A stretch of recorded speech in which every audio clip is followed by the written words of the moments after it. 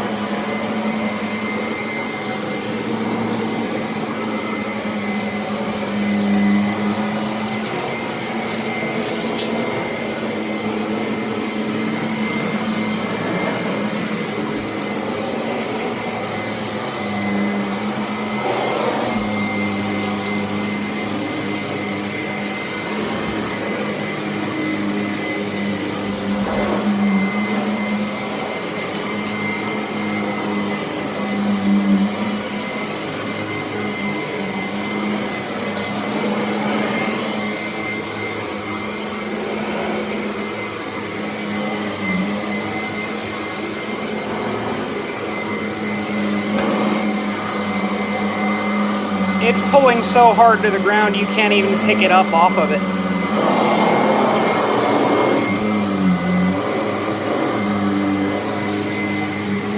The half-speed switch does work. Notice how on this, I'm assuming because it's an LED, the headlight does not change brightness.